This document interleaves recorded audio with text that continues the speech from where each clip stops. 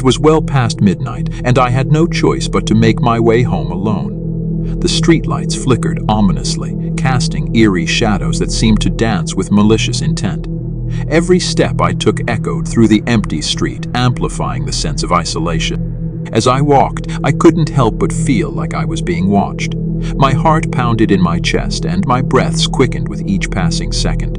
The darkness seemed to press in on me from all sides, and the silence was deafening. I clutched my phone tightly in my hand, the only source of light and connection to the outside world. My footsteps echoed louder now, or was it my imagination playing tricks on me? I told myself it was just nerves, that I was letting the darkness get the better of me. But then I heard it, a faint whispering sound like a soft, chilling breeze. I stopped dead in my tracks, straining to listen. The whispering grew louder, more insistent. It was as if 1,000 voices were speaking in hushed, sinister tones, just out of reach. I couldn't make out the words, but the feeling of dread that washed over me was unmistakable. Panic set in as I realized I was not alone on this street.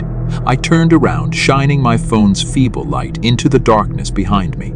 Nothing. No one. Just the empty street and the whispering voices that seemed to come from nowhere and everywhere at once. With trembling hands, I continued to walk, trying to put distance between me and those haunting whispers.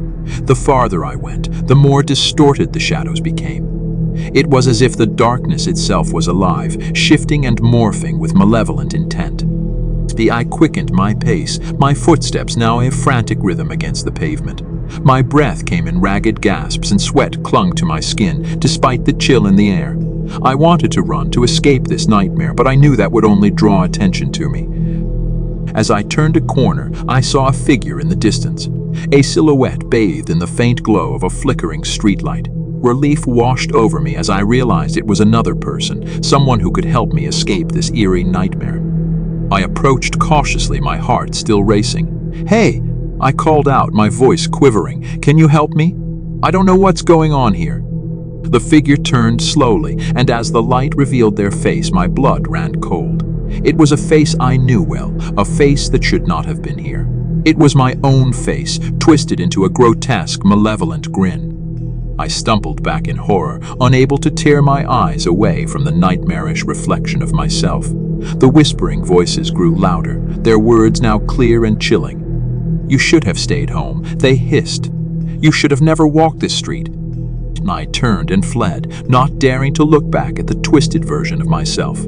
The street stretched on endlessly, a never-ending nightmare of darkness and whispers. I knew then that there was no escape, that I was trapped in this horrifying place forever.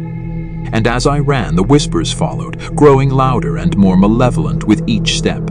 I knew that I was lost, that I had ventured into a nightmare from which there was no waking. The empty, creepy street had become my eternal prison, and I was condemned to walk it alone, forever haunted by the chilling whispers of the night.